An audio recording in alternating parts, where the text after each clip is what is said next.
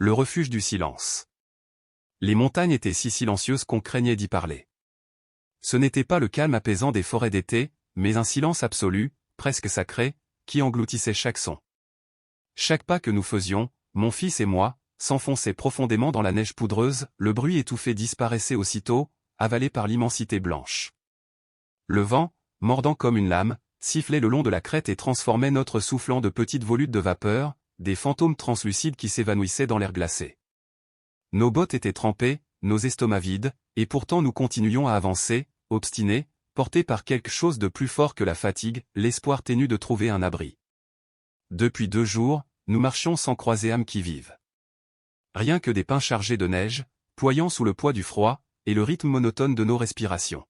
« Papa » murmura Ethan, « encore combien de temps ?» Sa voix tremblait, non pas de peur, mais d'épuisement. « Jusqu'à ce qu'on trouve de la chaleur », répondis-je. Juste un peu de chaleur.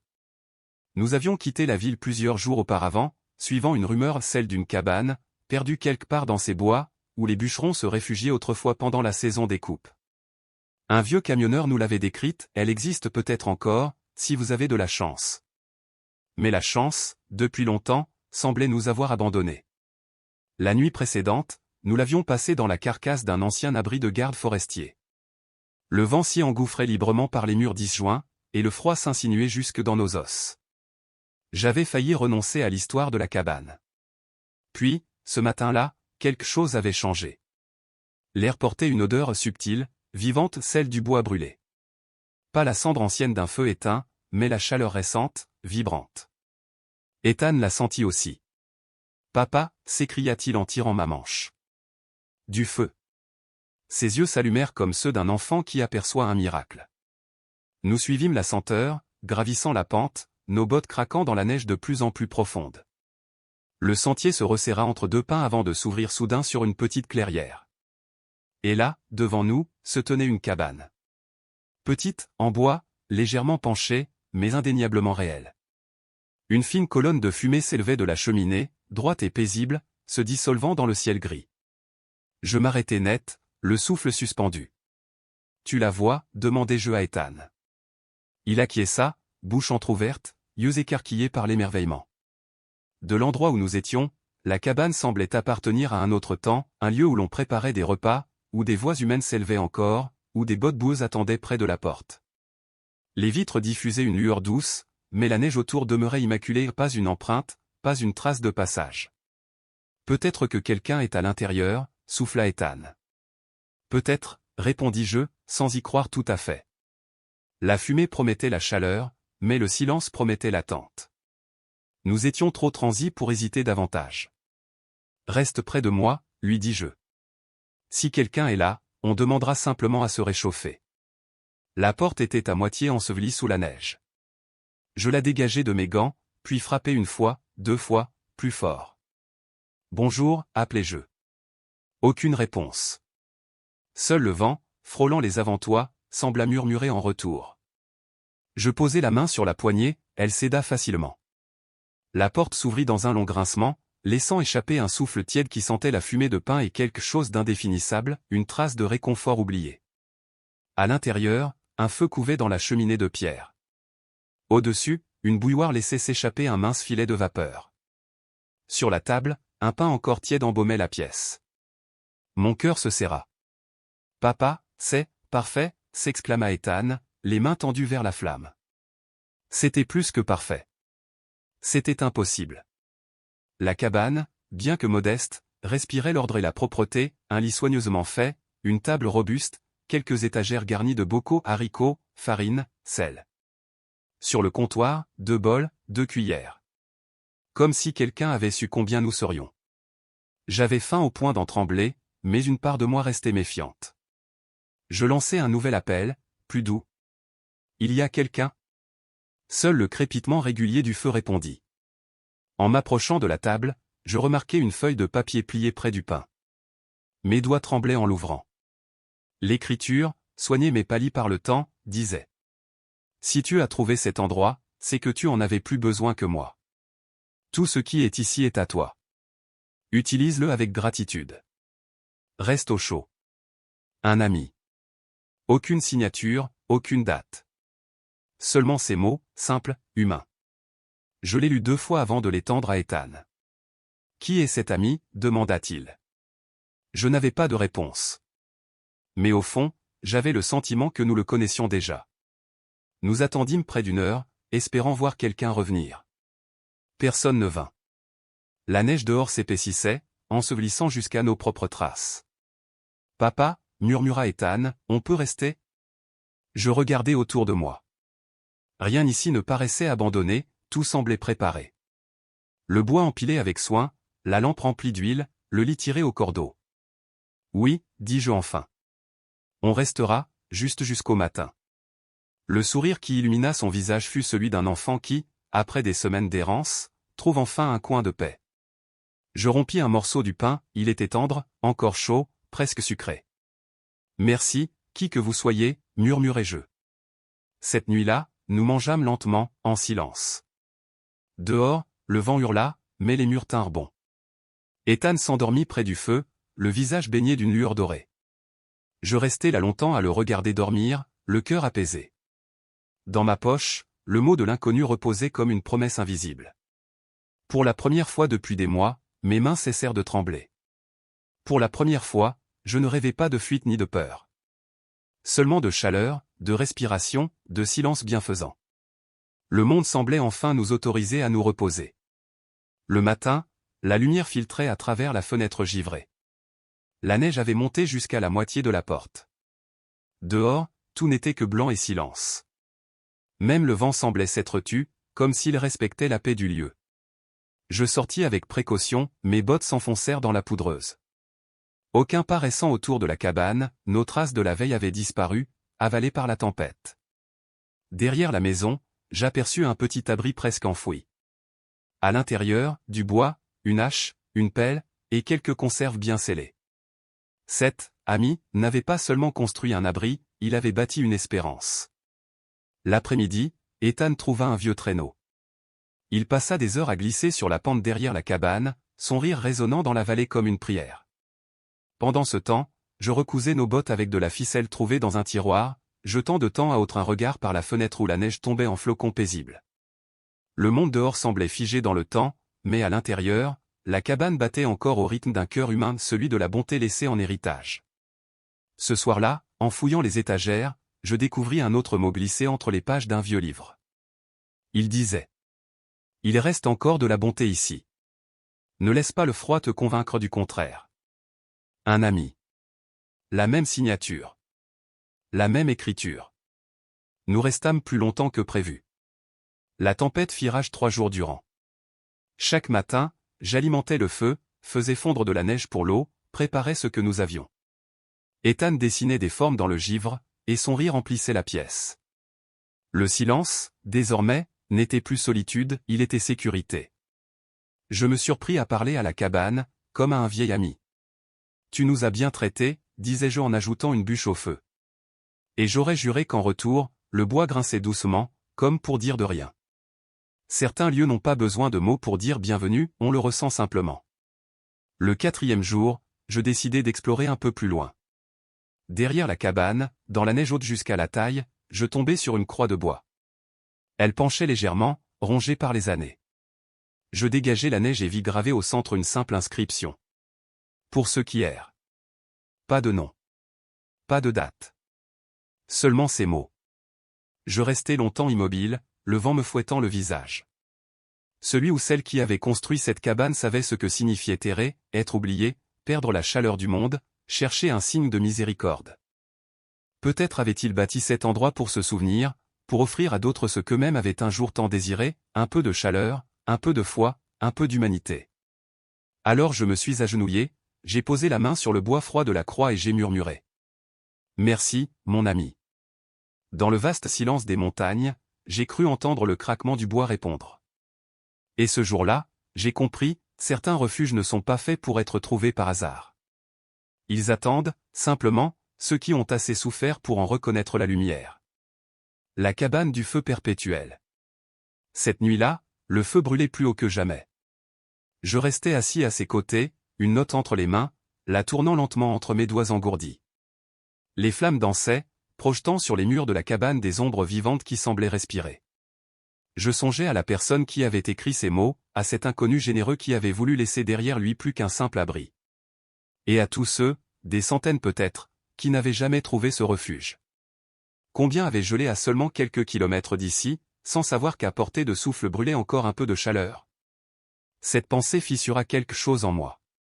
On ne mesure jamais la valeur de la chaleur tant qu'on la possède.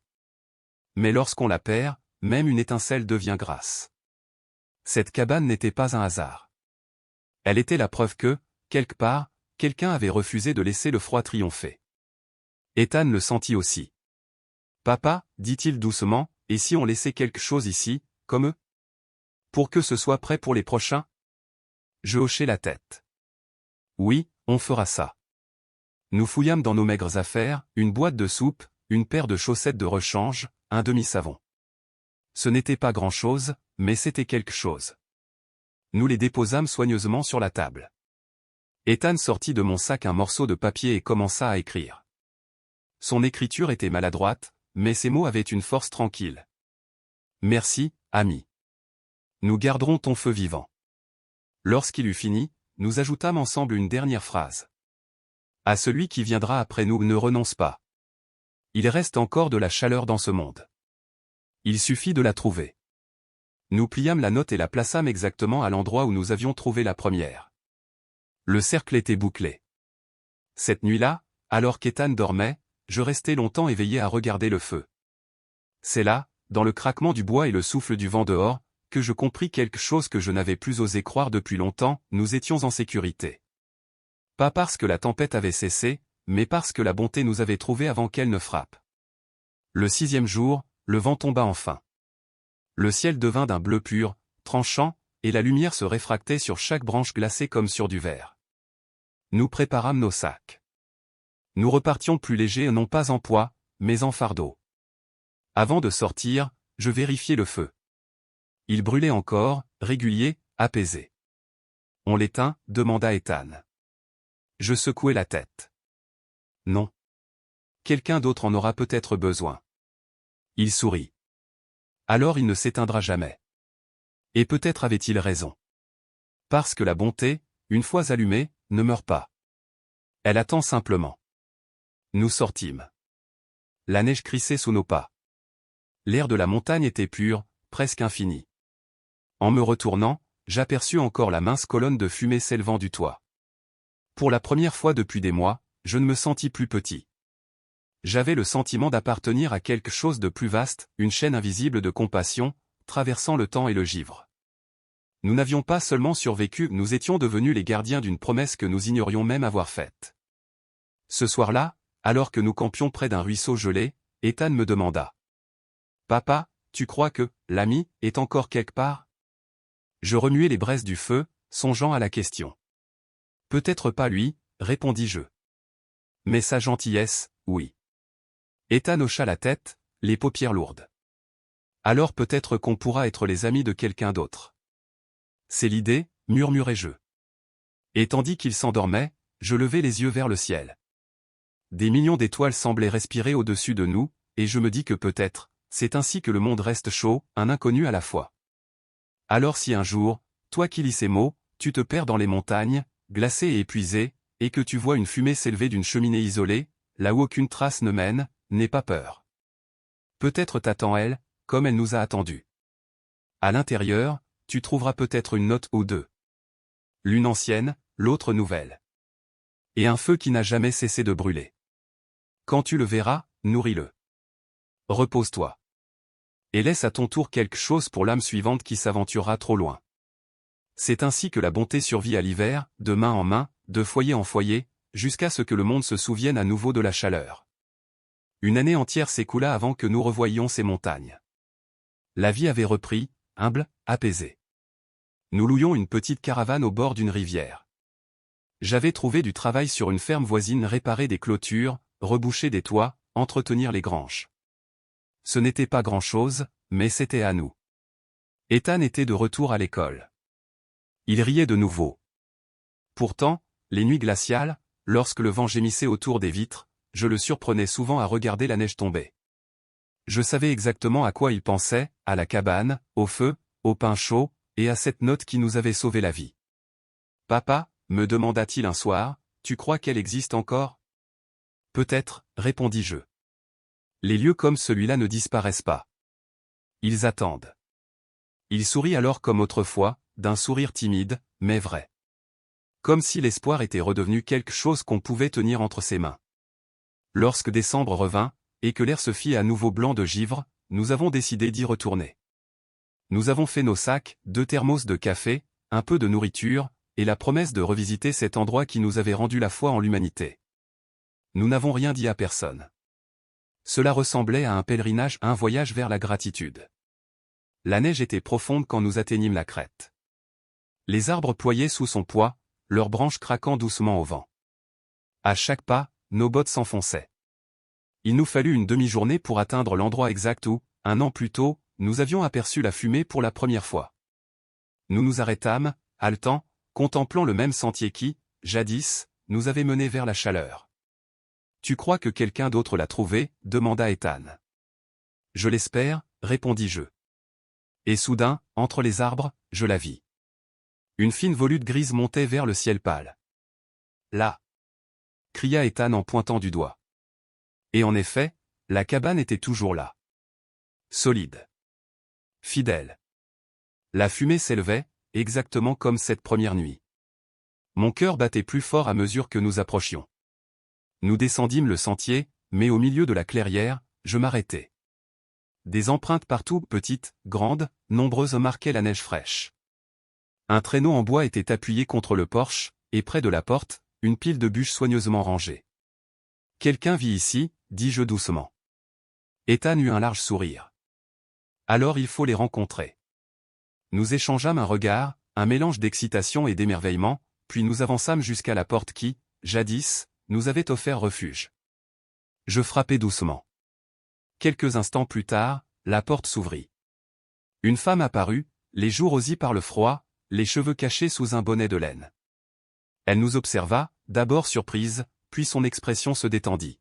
« Puis-je vous aider ?» demanda-t-elle. « Désolé de déranger, répondis-je en ôtant ma capuche. Nous avons passé l'hiver ici, l'an dernier, pendant la tempête. » Ses yeux s'adoucirent.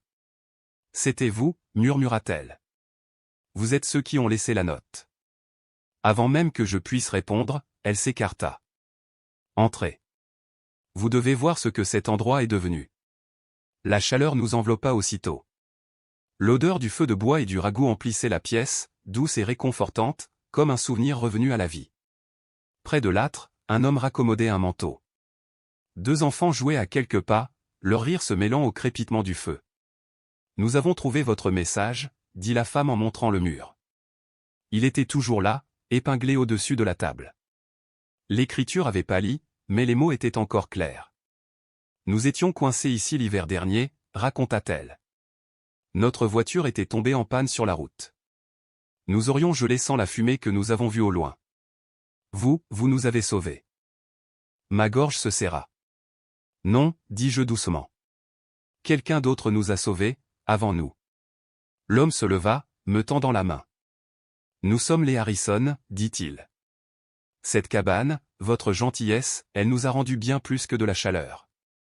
Elle nous a rendu la foi. » Il désigna les étagères le long du mur. Elles étaient pleines maintenant, bocaux de haricots, fruits séchés, soupe en conserve, bougies, couvertures soigneusement pliées. « Nous avons décidé de continuer, » ajouta-t-il. « Chaque fois que nous le pouvons, nous la réapprovisionnons. D'autres sont passés ici, aussi, des randonneurs, un couple avec un chien, un vieil homme, une fois. » Il sourit. Cette cabane est devenue un lieu de passage, un fil de bonté qui relie ceux que la montagne met à l'épreuve. Je regardais le feu. Il brûlait toujours, paisible, immortel. Ethan me serra la main, et je compris qu'il avait raison cette nuit-là, quand on choisit de ne pas éteindre le feu, il ne s'éteint jamais vraiment. Parce que la chaleur ne réside pas seulement dans la flamme. Elle vit dans les cœurs qui refusent de laisser le monde geler. La plupart des gens laissent toujours quelque chose derrière eux. Je me tournai lentement, laissant mes yeux parcourir chaque recoin de la cabane. Elle semblait vivante comme si les murs respiraient la générosité de ceux qui l'avaient habitée avant nous. Ethan s'approcha de la fenêtre, observa les flammes danser. « Vous gardez le feu allumé toute l'année » demanda-t-il. La femme sourit. « On se relaie. Quand on part, on s'assure toujours que le prochain voyageur trouve du bois, un peu de nourriture et une note. » Elle me tendit une petite boîte en fer cabossée, remplie de papiers anciens. « Nous avons trouvé ça sous les planches du plancher » dit-elle doucement. À l'intérieur, des lettres. Toutes signées de la même façon. Les pages, pliées avec soin, étaient jaunies par le temps. J'en ouvris une, avec la délicatesse que l'on réserve à quelque chose de sacré. L'encre avait pâli, mais les mots restaient clairs. Si tu lis ceci, c'est que tu as déjà parcouru assez de chemin pour savoir que la bonté existe encore. Repose-toi. Mange. Et laisse le feu prêt pour le prochain voyageur. Un ami. Je restai longtemps immobile, le papier tremblant entre mes doigts.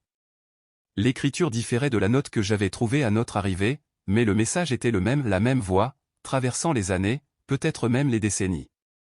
Cet endroit, murmurai-je, il aide les gens depuis bien plus longtemps que nous ne sommes en vie. La femme hocha la tête. C'est comme un secret de montagne, transmis de main en main. Ethan tenait maintenant une autre lettre et la lisait à voix basse. La bonté ne s'éteint pas.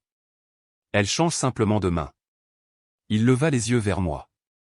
Il brillait d'une lueur que je n'oublierai jamais. Papa, on en fait partie, maintenant. Je ne trouvais rien à répondre.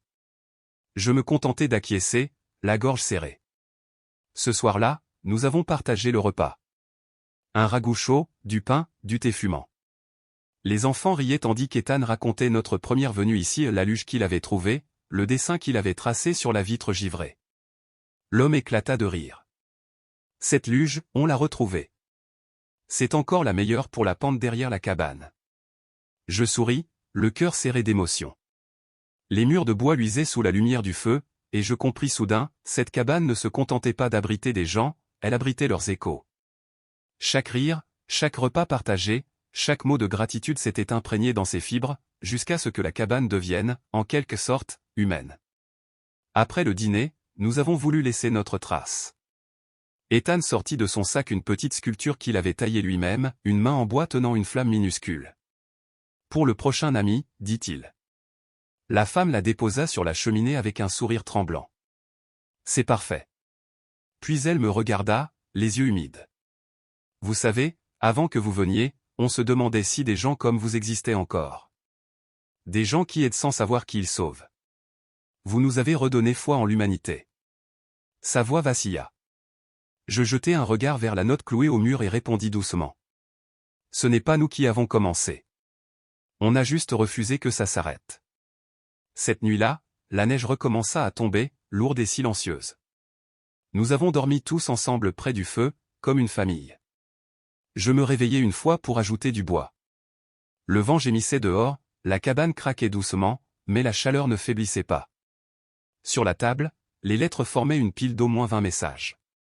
Différentes écritures, un seul message. Je compris alors que cette cabane n'était pas qu'un abri, c'était une conversation, un dialogue entre les âmes à travers le temps. Les mots ne changeaient pas, seuls les visages le faisaient, une langue tissée de soin et de compassion, transmise comme une recette secrète d'espérance. Le matin, le ciel était d'un bleu éclatant, et la lumière du soleil faisait briller le monde comme un miroir de glace. Pendant le petit déjeuner, l'homme dit : « On va rester ici pour l'hiver. Au printemps, on redescendra vers la ville. Mais ne vous inquiétez pas, quelqu'un finit toujours par trouver l'endroit. » Il désigna une boîte en bois près de la porte. Les voyageurs y laissent leur message. Vous devriez en lire quelques-uns. Je l'ai fait, répondis-je. Il y avait des mots de randonneurs, de familles perdues sur la route, d'une femme en panne un soir d'orage. Tous terminaient par le même mot, merci. Ethan et moi avons ajouté le nôtre. Nous sommes revenus. Le feu brûle encore. Garde-le vivant, ami. Il signa de nos initiales, S et E. L'homme sourit. Un jour, il y aura plus de lettres ici que de bois dans les murs. C'est comme ça que ça doit être, dis-je. Lorsque nous partîmes ce matin-là, les Harrison nous saluèrent depuis le perron.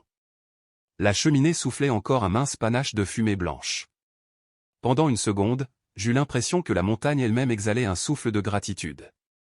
En descendant le sentier, la neige crissait doucement sous nos pas. Mais le silence, cette fois, n'était plus lourd, il était paisible. Ethan marchait à côté de moi, donnant des coups de pied dans les plaques de glace. « Papa, tu crois que le tout premier ami savait jusqu'où ça irait ?» Je pensais aux lettres, à la calligraphie tremblée, au feu qui n'avait jamais cessé. « Je ne crois pas qu'il pensait à ça, » répondis-je. « Seulement à ce que ça continue. » Ethan hocha la tête. « Alors, c'est peut-être ça, le secret. On ne mesure pas la bonté. On la transmet. Parfois, mon fils me paraît plus sage que moi. » De retour en ville, nous nous sommes arrêtés dans un petit dîner pour boire un café. La serveuse demanda d'où nous venions. « D'une cabane, là-haut, dans les montagnes, » répondis-je. Ses yeux s'éclairèrent. « Celle avec les lettres ? Mon frère y a dormi l'an dernier. » Ethan et moi nous figeâmes. Elle sourit. Il m'a dit que c'était comme entrer dans un miracle. Je ris doucement. Oui, c'est à peu près ça.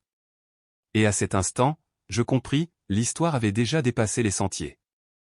La cabane n'était plus un simple lieu. C'était une rumeur de bonté, une légende discrète se propageant de bouche en bouche. Quelques semaines plus tard, une lettre arriva à notre caravane. Pas d'adresse d'expéditeur, pas de signature. À l'intérieur, une photographie, la cabane, embrassée par la lueur du crépuscule. Notre note, encadrée au-dessus de l'âtre. Au dos, ces mots tracés d'une main soignée.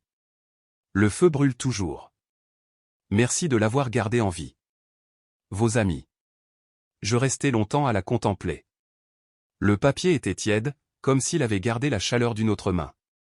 Et j'eus la certitude que la bonté ne disparaît jamais, elle migre, comme les oiseaux, suivant les saisons, revenant toujours là où on en a le plus besoin. Nous ne sommes pas retournés là-bas l'hiver suivant, ni celui d'après. Mais chaque fois que l'air sentait la fumée et le pain, Ethan levait les yeux vers moi. « Tu crois qu'il y a quelqu'un là-bas, maintenant ?» Je souriais. « Je le sais. » Ce n'était plus de la foi. C'était une certitude. On ne peut pas éteindre un feu comme celui-là. Il n'appartient à personne, parce qu'il appartient à tous ceux qui en ont eu besoin, et à tous ceux qui en auront besoin un jour. Un printemps, Ethan construisit une petite maison à oiseaux dans notre jardin. Sur le côté, il grava quelques mots, pour ceux qui errent. Je le regardais faire, ému. « Tu te souviens, dis-je. »« Bien sûr, » répondit-il. « C'est notre devise, maintenant. » Il accrocha la maisonnette à un grand pin près de la clôture. Les oiseaux vinrent presque aussitôt. En les observant, je compris, peut-être que c'est ça, notre rôle sur cette terre. Construire, à notre échelle, des abris de chaleur pour ceux qui passeront après nous. Alors, si un jour tu te perds dans le froid, et qu'à travers les arbres tu aperçois un mince filet de fumée s'élever là où il n'y a pas de route, suis-le. À l'intérieur, tu trouveras une flamme, une lettre sur la table, et une chaleur plus ancienne que chacun de nous.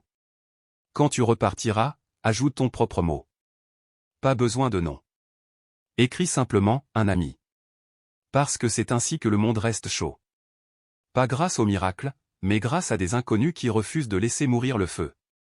Et peut-être, qui sait, que la cabane t'attendra, toi aussi. Les années polissent les souvenirs. Elles en adoucissent les bords, mais elles aiguisent la lumière. Je me souviens encore de ce premier hiver où nous avons survécu parce qu'un inconnu avait laissé une note et un feu. Mais ce que je garde surtout, c'est ce qui est venu après. Ethan a grandi. Il a terminé l'école, et il s'est mis à réparer les choses qui ne nous appartenaient pas, des clôtures, des porches, une rampe pour la bibliothèque. Comme s'il remboursait une dette que personne ne lui avait demandée. Au-dessus de son bureau, il a épinglé un petit morceau de papier. Pour ceux qui errent. Parfois, je le surprends à le regarder, silencieux. Un jour, dit-il, on construira notre propre chaleur. Et chaque fois qu'il dit cela, je sens à nouveau le craquement du bois, le parfum du feu et la promesse de ce lieu. Nous retournons à la montagne quand nous le pouvons. Là où le feu ne s'éteint jamais. Là où la bonté a trouvé sa maison. La cabane du silence et du feu. Certains hivers, nous ne restions qu'une heure. Juste le temps de déposer un peu de thé, quelques allumettes, et une nouvelle lettre dans la boîte en bois. D'autres fois, nous passions la nuit, écoutant des voix nouvelles raconter la même histoire ancienne. Celle du feu qui brûlait déjà quand on arrivait, du pain qui avait le goût de la chance. La cabane continuait de sauver des vies. Elle ne demandait rien, sinon ce que la bonté réclame toujours, la continuité. Chaque fois que nous partions, Ethan posait la paume de sa main sur l'encadrement de la porte, comme pour en mémoriser les veines du bois. Elle n'appartient à personne, murmurait-il. Mais elle appartient à tout le monde, lui répondais-je. Et avec le temps, j'ai appris qu'il avait raison. L'année où Ethan a eu 24 ans, une tempête a frappé la ville. Les lignes électriques ont cédé, les toits se sont effondrés, les routes se sont refermées comme des blessures. Le dîner s'est transformé en refuge. Puis l'église. Puis le gymnase de l'école. La troisième nuit, Ethan a dit. Il nous faut quelque chose qui soit toujours prêt. Pas seulement en ville, mais là-haut, là où l'aide arrive trop tard. Je savais déjà ce qu'il avait en tête. Une deuxième cabane, ai-je soufflé. Il a hoché la tête. Pas pour remplacer la première. Pour agrandir le cercle. Il a sorti un carnet de sa poche et, à la lueur d'une lanterne, a commencé à dessiner. Des portes, des couchettes, un poêle, une boîte à lettres. Nous n'avions pas d'argent, mais nous avions des voisins.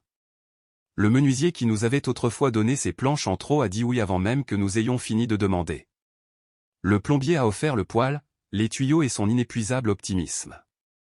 Des lycéens ont traîné des fenêtres récupérées sur d'anciennes granges. Un garde forestier à la retraite nous a montré un plateau où le vent pouvait frapper sans détruire. La petite fille de Carole apportait du pain au chantier en riant. Vous construisez un abri comme on cuit un pain, une miche à la fois. Quelqu'un a demandé comment nous allions l'appeler. Ethan a haussé les épaules. Pas de nom, a-t-il répondu. Les noms enferment les choses. Mais il a tout de même cloué à l'intérieur une pancarte peinte à la main. Un ami est passé par ici. B12. Nous avons commencé à la fin de l'automne, quand la terre gardait encore un peu de chaleur.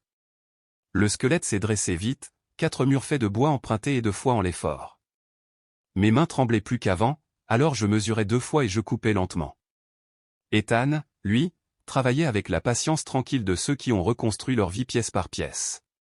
Il a fait la porte un peu plus large que d'ordinaire. Un jour, il faudra peut-être faire passer une civière, a-t-il dit. Je n'ai pas demandé d'où lui venait cette idée. Chaque après-midi, le vent de la montagne mettait notre travail à l'épreuve, et chaque crépuscule, il semblait nous accorder sa bénédiction. Quand la première neige est tombée, le toit tenait bon.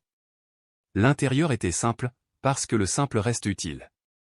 6 couchettes basses. Une table stable.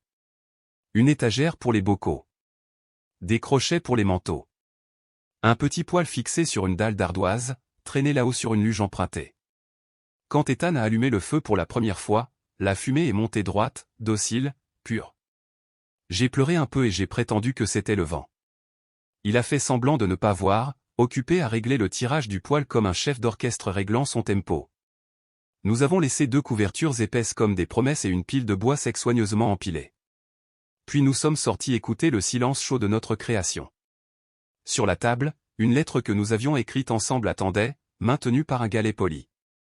Si tu trouves ceci, c'est que le froid t'a trouvé avant. Mange, repose-toi, fais sécher tes chaussettes. Laisse ce que tu peux pour le prochain ami. Et si tu ne peux pas, ta respiration suffit pour l'instant. Signé, un ami. Ethan a taillé dans le mur une petite fente, juste à côté de la porte, et y a glissé une boîte en fer blanc. Pour les remerciements, a-t-il dit. Et pour les directions. Il a dessiné une carte jusqu'à la source, une autre indiquant le chemin le plus sûr pour redescendre. La cabane n'était plus seulement chaleur, elle devenait boussole. 2 semaines plus tard, la route fut coupée par la neige. Nous avons gravi le sentier quand même, chargé d'un sac lourd de petites miséricordes, du thé, des pansements, un pot d'allumettes, une corde, quelques oranges éclatantes comme des secondes chances. La porte résistait un peu au congère, puis s'est ouverte dans un soupir. À l'intérieur, des traces de pas. Des auréoles de fonte là où des bottes avaient reposé. Une écharpe humide pendait au séchoir. Sur la table, un mot au crayon tremblant. Nous ne savions pas que nous avions besoin de votre aide avant de l'avoir reçue. La soupe est restée, la serrure réparée. Un ami. Ma main s'est posée sur le chambranle. Ethan a exhalé lentement, comme une prière. Les gardes forestiers ont commencé à parler de la cabane sans vraiment la raconter. C'est ainsi que les bons secrets voyagent, doucement, entre ceux qui savent les respecter. Les randonneurs ont pris l'habitude d'emporter une boîte de conserve en plus, au cas où. Les coureurs des sentiers laissaient des barres énergétiques en silence, comme des offrandes furtives. Un club de couturières a déposé une couverture roulée, cousue de motifs d'arbres à aiguilles. Peu à peu, la nouvelle cabane s'est mise à respirer la même musique que l'ancienne, le rythme des arrivées et des renaissances, la mélodie des remerciements murmurés, le crissement doux des crayons traçant des merci sur des papiers trop simples pour tant d'amour et pourtant comblés de lui. Tout l'hiver, le poêle apprenait des prénoms. Au printemps, nous étions assis sur le perron, à envoyer des échardes volées du garde-corps. Ethan m'a demandé. « Tu sais pourquoi la première cabane fonctionne ?» J'ai haussé les épaules. Ce n'est que du bois et de la chaleur. Il y en a partout, de ça. Il a réfléchi un instant, puis j'ai ajouté. Parce que quelqu'un nous attendait. Il a souri lentement. L'attente, c'est puissant. Il a tapoté la pancarte à l'intérieur, B12. Elle n'accuse personne, a-t-il dit. Elle invite. Nous avons ajouté une seconde inscription près de l'étagère. Prends ce dont tu as besoin. Laisse ce que tu peux. Fais confiance, cela compte. Des règles sans punition, seulement la gravité tranquille de la décence. Les gens les respectaient comme si c'était venu d'eux-mêmes. Toutes les visites ne furent pas parfaites. Un orage d'été a enseveli le sentier sous des branches brisées. Nous avons dégagé, tiré, transpiré jusqu'à ne plus sentir nos bras. Une autre fois, nous avons trouvé la porte du poêle sortie de ses gonds et une trace de brûlure sur l'ardoise. Ethan, calme, a réparé la charnière, puis a laissé un mot au-dessus du tirage. À moitié ouvert suffit. Comme la plupart des cœurs. J'ai ri plus fort que je n'aurais dû. Mais le rire est resté. Un chasseur a laissé un sac de viande séchée et une carte marquée de croix rouge indiquant les rares zones où le réseau reprenait vie. La petite boîte de métal dans le mur s'est remplie de gratitude bancale et de cartes griffonnées. L'ancienne cabane, elle, n'a jamais cessé de respirer. Parfois, nous visitions les deux dans la même journée, portant entre elles la distance comme une lanterne. Les lettres anciennes continuaient de s'accumuler, écritures différentes, même voix. Un jour, nous avons trouvé une photographie posée contre l'âtre, un jeune couple, les joues rougies par le vent, un bébé emmitouflé dans une chemise de flanelle. Au dos, il était écrit. Né après la tempête. Son nom est en B. Ethan l'a lu 2 fois, puis l'a déposé doucement sur la cheminée, à côté de la petite main de bois sculptée dans la flamme. La chaleur, dit-il, est héréditaire. Je l'ai cru. Parce que la pièce entière le croyait aussi. Les années ont passé. Mes genoux ont commencé à discuter avec les escaliers. Ethan, sans rien dire, a pris en charge les montées les plus rudes. Il chargeait la luge, souriait, et disait. Toi, tu prends les histoires. Moi, je prends le poids. Alors j'ai pris les histoires. Je les ai racontées aux écoliers qui arrivaient timides et repartaient pleins de voix. Aux dames de l'église qui glissaient des biscuits dans mes poches comme des offrandes. À un journaliste qui a promis de ne rien géolocaliser, une promesse devenue presque sacrée de nos jours. Et chaque fois, je répétais la même phrase. Nous n'avons pas inventé la gentillesse. Nous avons seulement cessé de lui barrer la route. Les gens la notaient comme une prière. Nous avons ajouté un tonneau d'eau et une gouttière grillagée pour écarter les aiguilles de pain. Glissé dans l'étagère une trousse de premier secours avec un mot. Remplace ce que tu utilises, avec le sourire, pas par devoir. Quelqu'un a laissé une radio à manivelle qui chantait la météo comme un hymne utile. L'automne a enveloppé la crête d'or et de rouille. Avant les premières gelées, nous avons isolé la porte d'une bande de feutre et d'un peu d'espérance. L'héritage des cabanes. Un randonneur de passage avait un jour gravé une phrase sur la rambarde. J'ai trouvé cet endroit au pire jour de ma vie, et je l'ai quitté au meilleur. C'était sans doute la plus belle critique qu'un lieu puisse espérer recevoir. Un soir, alors que le premier givre commençait à mordre les herbes hautes, nous avons gravi le sentier à la lueur des lanternes pour échapper à la tombée précoce de la nuit. De loin, la nouvelle cabane brillait comme si elle nous reconnaissait, comme si les murs, imprégnés de notre souffle et de nos pas, avaient conservé le souvenir de nos passages. C'est ainsi que la mémoire travaille, le bois garde trace de ce que les cœurs ont confié au feu. À l'intérieur, une infirmière et un instituteur partageaient un cacao fumant dans une vieille bouilloire cabossée. Leurs bottes séchaient près du poêle, dégageant une odeur de cuir chaud et de neige fondue. Nous avons lu, quelque part, des histoires sur des cabanes comme celle-ci, dit l'instituteur. Je croyais que c'était des légendes, ajouta l'infirmière en souriant. Puis, en regardant autour d'elle, elle murmura. Je vais commencer une boîte comme celle-là à la clinique. Prends ce dont tu as besoin. Laisse ce que tu peux. Ethan sourit. Bonne idée, dit-il. La chaleur voyage plus vite quand on peut la transporter. Cet hiver-là, la montagne nous mit à l'épreuve. Une tempête scella le loquet sous une croûte de glace, nous apprîmes à toujours emporter une bouteille de dégivrant et en laissons une autre dans une petite niche près de la porte, étiquetée, pour les jours durs. Une autre tempête abattit une branche sur le toit, le charpentier revint avec son petit-fils, fier de manier le marteau pour la première fois. Nous leur avons écrit des lettres de remerciement que nous n'avons pas signées, mais que nous avons tout de même glissées dans leur poche de manteau. Le poêle, lui, ne s'éteignait jamais. Pas plus que les lettres qui continuaient d'arriver. Souvent, je m'asseyais à la table et les lisais à voix haute, pour personne. Pourtant, la pièce semblait se remplir à mesure que les mots résonnaient. Et moi aussi, je me sentais plus plein, plus vivant. Au printemps, un faon vint dormir sous le perron. Sa présence silencieuse me parut être la bénédiction la plus douce que puisse offrir la montagne. Un matin, Ethan dit. « Papa, il est temps que tu construises quelque chose sur terrain plat. » Je ris. « Comme quoi ?» Il regarda notre petite maison de location, puis l'espace vide au bord de la ville, là où le vent s'amusait à soulever la poussière. « Un banc, répondit-il. Deux, même. Avec un peu d'ombre, une étagère pour les livres, et un crochet pour suspendre une thermos. Nous avons construit tout cela le week-end suivant. Et bientôt, les gens du quartier commencèrent à s'y arrêter. Le samedi, on lisait. Le dimanche, quelqu'un déposait des pommes. Puis un autre laissa une paire de moufles. Ce n'était pas une cabane, mais c'était tout de même un abri à la preuve qu'on peut construire des refuges sans toit, à condition de convaincre le temps d'être clément, ne serait-ce qu'une minute. Quand Ethan se maria, ils choisirent la Crète pour leur lune de miel. 3 nuits passées entre les deux cabanes. Ils laissèrent des quantités absurdes de thé et un mot qui disait « L'amour est un abri que l'on porte en soi ». Je fis semblant de ne pas pleurer, et échouai lamentablement. Sa compagne, qui cousait pour les randonneurs égarés, confectionna une couverture couleur de soleil couchant. Cet hiver-là, une famille que nous ne connaissions pas nous envoya une carte de vœux. Sur le dessin, les deux cabanes se dressaient côte à côte, et sous l'image, une écriture d'enfant disait « Merci, ami. Mes orteils vont bien maintenant. » Nous l'avons collé sur le réfrigérateur. Parce que certaines œuvres d'art appartiennent là où la faim, la fatigue et la gratitude se rencontrent.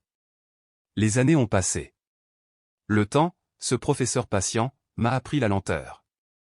Je grimpe moins vite, je lis plus longtemps, je parle davantage avec mes mains près du poêle. Ethan, lui, fait les travaux lourds. Il garde ce silence tranquille que j'ai longtemps pris pour de la fatigue et que je comprends désormais, c'est la paix du devoir accompli. Les bons jours, je monte encore jusqu'à la crête. Je m'assois entre les deux toits que nous n'aurions jamais cru mériter de construire. J'écoute. Le vent dans la laine, le craquement du bois qui libère sa sève, la respiration de la flamme. Et le bruissement léger du papier, quand quelqu'un feuillette les lettres de gratitude déposées dans la boîte murale. La montagne garde nos secrets avec bienveillance. Et je me dis que, même si je ne parviens plus jamais à remonter ici, j'ai déjà entendu le seul sermon dont j'avais besoin. Laisse derrière toi plus de chaleur que tu n'en as reçu. Si jamais vous trouvez l'une de ces cabanes, l'ancienne ou la nouvelle, ne cherchez pas de plaque commémorative. Il n'y en a pas, cherché plutôt les pancartes écrites à la main, la boîte dans le mur, et le galet de rivière qui retient la toute première lettre que vous lirez, celle qui en a inspiré des centaines d'autres. Allumez le poêle. Faites sécher vos chaussettes. Buvez quelque chose de chaud, au goût d'espoir obstiné. Puis, quand vous serez prêt, écrivez votre propre mot. Ne signez pas de votre nom. Signez comme l'ont fait des générations avant vous. Un ami. Enfin, fermez la porte doucement, et emportez avec vous la chaleur, celle du feu, du cœur, et des mains anonymes qui, avant vous, ont choisi de laisser un peu plus de bonté qu'elles n'en avaient trouvé.